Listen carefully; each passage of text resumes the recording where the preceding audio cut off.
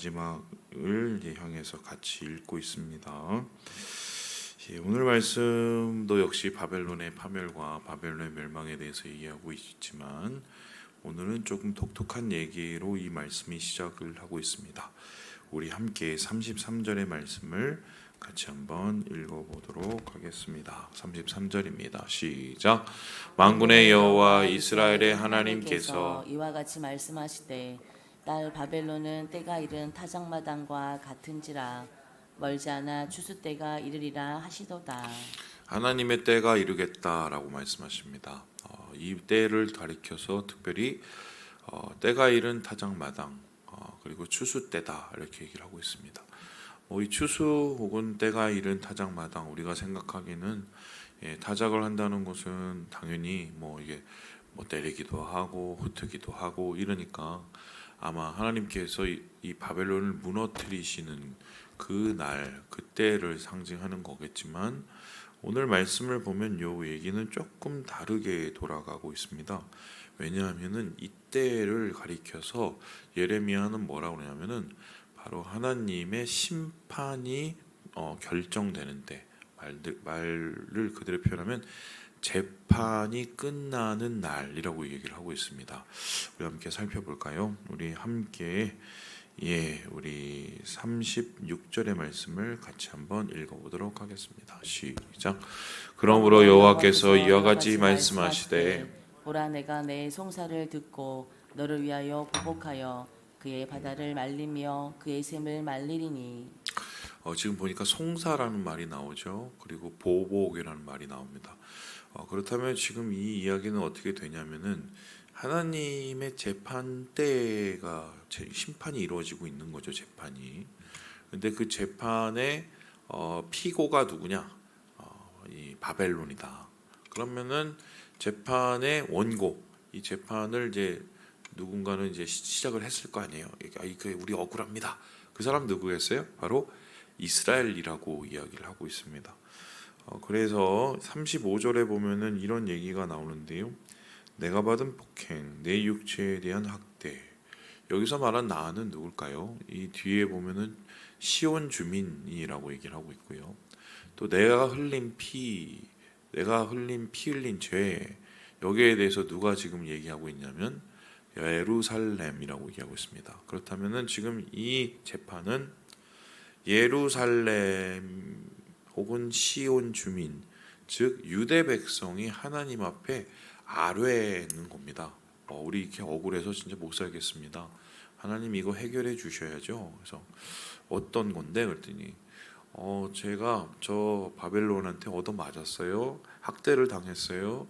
그리고 바벨론으로부터 제가 하도 맞아가고 피까지 흘렸습니다. 이거 폭행죄, 이거 고소합니다. 이렇게 이제 하나님 앞에 재판을 걸고 있는 거죠. 그럼 이제 하늘 재판 법정에서 하나님은 이거를 받아다가 어떻게 해요? 여기에 대해서 정확하게 조사도 하셔야 되고 또 여기에 대해서 하나님께서 또 판결을 내리셔야죠. 근데 하나님께서 조사를 할 필요가 없으신 게 이유가 뭡니까? 하나님은 이미 다 알고 계시니까. 그 알고 계시는 그때에 하나님께서는 하나님의 이 공의에 맞춰 정확한 판결을 내리시는 게 결론은 뭐냐면 하나님께서는 예루살렘과 시온 주민의 그 송사를 받아들이시고 그 결정으로 하나님의 심판을 판결을 내린다. 그게 결론은 나중에 37절에 보니까요. 돌 무더기가 된다. 승냥이의 거처가 된다. 혐오의 대상이 된다. 주민이 다 사라진다. 이렇게 37절에 이야기를 하고 있습니다. 그러니까 하나님께서는 지금 그때라는 것은 무엇이냐면은 모든 사람들의 송사를 듣고 그 송사에 대한 정확한 판단과 판결을 내리시는 그때가 바로 하나님의 때다. 이렇게 얘기를 하고 있는 것입니다. 자, 그렇다면은 왜 이런 말씀을 굳이 여기에 얘기하고 있을까? 이렇게 생각하시면 됩니다. 우리 하나님이 어떤 분이신가 한번 생각을 해보면 우리 하나님은 우리가 좋아하기는 사랑의 하나님, 자비의 하나님, 은혜의 하나님을 얘기합니다. 사랑의 하나님, 은혜의 하나님, 자비의 하나님은 뭔가 용서해주고 다 받아주실 것 같고 또 다 막 다 해주실 것 같고 뭐 이렇게 막 속도 없고 벨도 없는 그런 분처럼 이제 보여지죠.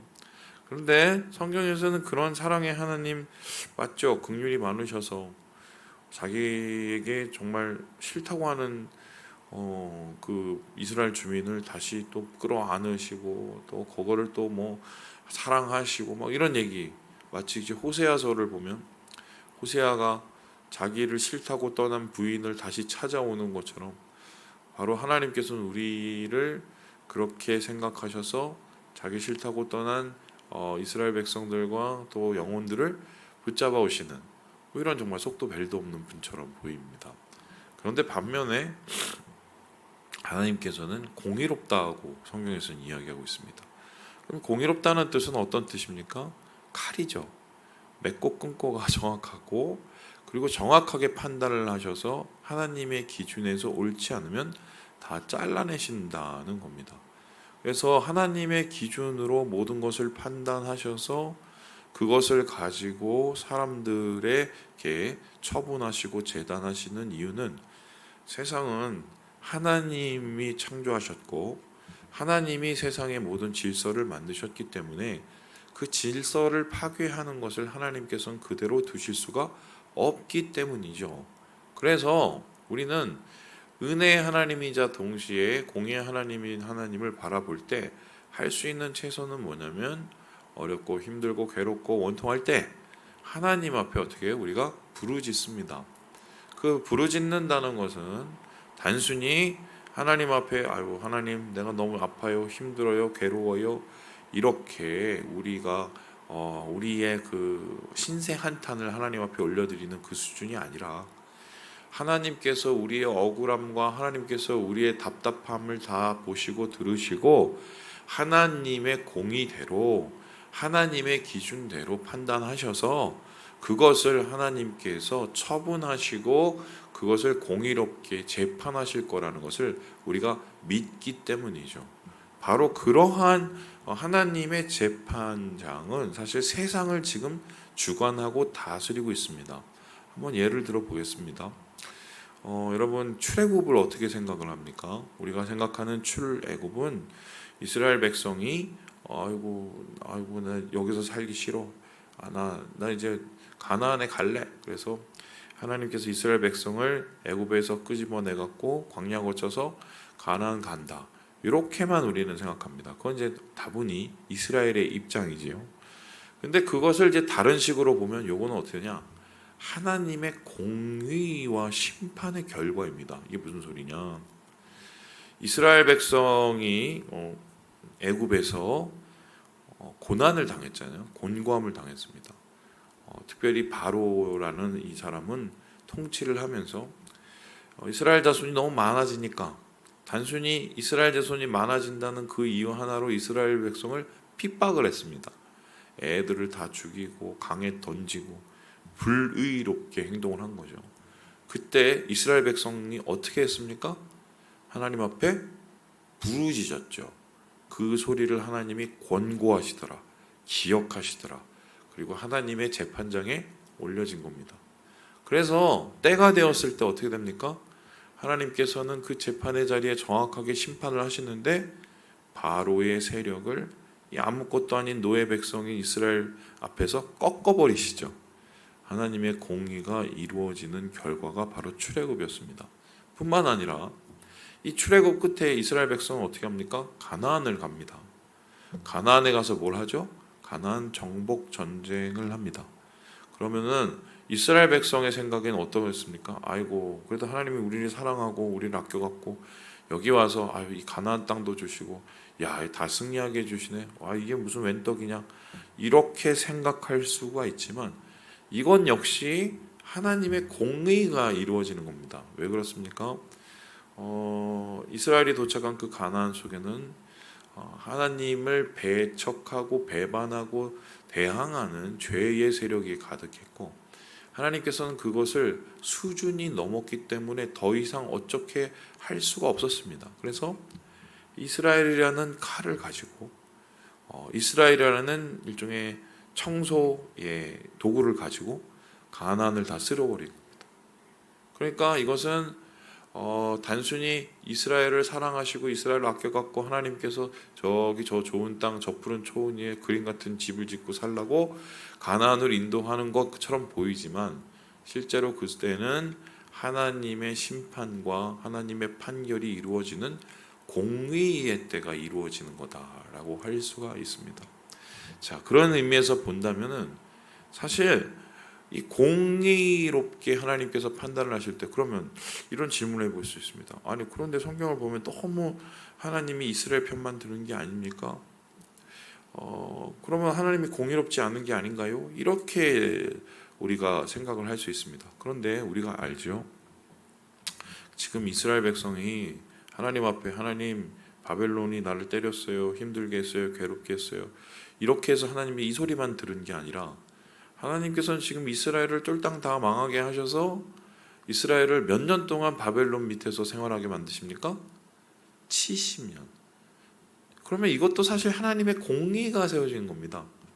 70년의 기간은 이스라엘 백성이 일종의 수감 생활한 거죠. 자기의 죄에 대해서 수감 생활을 한 거고, 그리고 그 수감 생활이 끝났을 때 또 그들을 괴롭힌 바벨론을 심판하셔서 하나님은 또 공의를 세우시는 겁니다. 그러니까 사실은 제가 무슨 소리 하냐면, 이게 좀 되게 어려운 신학인데요. 심판과 공의, 그러니까 공의 하나님과 긍휼과 사랑, 이 사랑의 하나님은 사실 같은 하나님이에요. 그러니까 심판이 없는 사랑은, 그러니까 공의가 없는 사랑은 굉장히 무분별하고요. 예, 잘 들으시죠? 그리고 이 사랑이 없는 이 공의는 매우 냉혹합니다. 근데 하나님은 냉혹하시지도 않고 무분별하시지도 않습니다. 심판과 사랑을 정확하게 하나님께서는 나타내시기 때문에, 어쩌면 세상 속에서 우리를 다스리시고 또한 세상을 운영하시고 주관하시는 그러한 자격이 되시는 거죠. 그래서 하나님이신 겁니다. 그래서 하나님은 사랑의 하나님, 공의의 하나님, 그 하나님께서 지금 마지막 날에 바벨론을 무너뜨리시는 재판과 판결을 이루신 이 장면을 말씀 속에서 우리가 보게 되는 것입니다. 이때 이스라엘 백성은 이렇게 이야기를 하는데요. 예, 우리 함께 우리 44절을 읽고 좀 생각을 해보도록 하겠습니다. 44절입니다. 시작. 내가 배를 바벨론에서 벌하고 그가 삼킨 것을 그의 입에서 끌어내리리니 민족들이 다시는 그에게로 몰려가지 아니하겠고 바벨론 성벽은 무너졌도다. 지금 이제 완전히 무너지고 재판도 끝나고 판결도 끝나고 처분도 끝나는 이제 장면을 보게 됩니다. 자, 그렇다면은 이 모든 재판과 판결과 하늘의 법정이 이제 끝나는 걸 보고 이스라엘 백성들은 어떤 생각을 했을까요?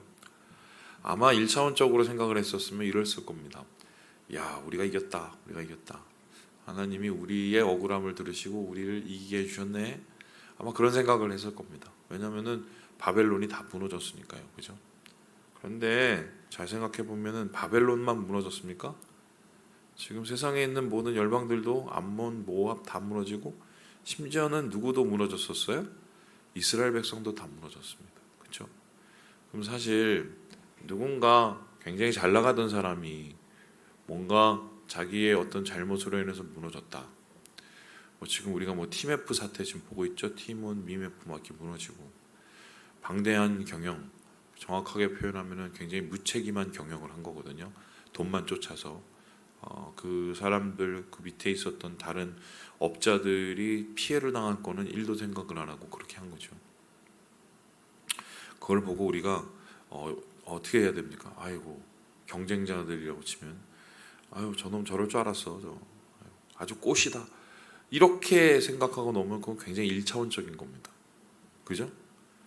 아이고, 바벨론 나를 그렇게 때리더니 아이고, 꽃이다. 아주 그냥. 아이고, 내가 그때 나 때릴 때 알아봤어. 아주 그냥. 굉장히 1차원적이죠. 그거는 그냥 기분이 당장은 좋고 당장은 행복할 수 있으나 자기에게 유익은 일도 없습니다. 그죠? 그런데 거기에서 조금 더 나가는 성숙한 판단은 어떤 겁니까? 바벨론의 멸망 혹은 주위에 있는 누구의 멸망을 보고 어떻게 생각합니까? 아, 나도 잘못하면 저렇게 될 수 있겠구나. 겸비해지고 그리고 뭔가 자기의 삶에 대해서 뭔가 좀 경계심을 갖게 되고, 그죠? 그러니까 진짜 지혜는 사실 그런 겁니다. 오늘 좋으니까 해딱해딱거리고 웃고, 오늘 기분 나쁘니까 아주 인상 찌푸리고, 이건 1차원적인 삶이에요. 그런 삶은 내일이 없어요. 그냥 오늘만 있고 오늘에 끝나고 발전이 없습니다. 왜냐하면은 그게 다니까요. 그런데 오늘의 상황 속에서 주위에 있는 모든 것을 보고 지혜로운 시각을 가지고 그곳에서 하나님을 발견하고 하나님의 지엄하신 그 심판의 그 결과를 보면서 오히려 그것을 경외감을 갖는다는 것은 사실 우리의 삶을 더욱더 영적으로 유익하게 만드는 이유가 되는 거죠. 그래서 좀 시각을 한 단계 더 넓게 봐야 돼요. 크리스천들은 좀 지평선을, 생각의 지평선을 넓혀야 됩니다. 꼭 어리석은 선택을 하고 꼭 일을 다 망쳐놓으신 분들, 다 해놓은 일을 망쳐놓으신 분들의 공통적인 특징이 바로 앞에 거밖에 못 봐요. 일희일비. 이 칼이 언젠가 나에게 올 수 있다는 생각을 절대로 못합니다. 저는 좀 우리나라 대통령들이 이걸 좀 알았으면 좋겠어요. 자기가 지금 내치고 있는 그 칼이 언젠가 자기에게 돌아온다는 거죠. 왜 그렇습니까? 그게 자기 칼이 아니거든요.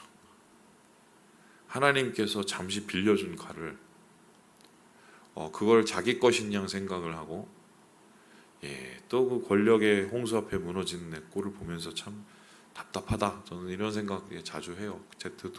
이때까지 대통령들 보면서요. 말씀을 마칩니다. 우리는 언젠가 마지막에 하나님의 재판대, 심판대 앞에 섭니다. 여러분들 여기 다 섭니다. 그때 우리는 완전히 다 발가벗겨질 거예요. 우리의 삶을 하나님께서 다 낱낱이 다 알고 계시니까. 그 재판대 앞에 서서 우리가 어떤 행동을 보이겠을까요? 결국 우린 붙잡아야 될 게 은혜밖에 없죠. 하나님, 정말 저도 다 똑같고 다 부족하고 하지만 정말 주님 은혜만 붙잡고 왔습니다. 그걸 기억하시고 오늘 하루 주님 안에서 겸비하며 또 주의 은혜를 사모하며 우리 살아가시는 우리 모든 형제 자매들 되시길 주님의 이름으로 축원합니다.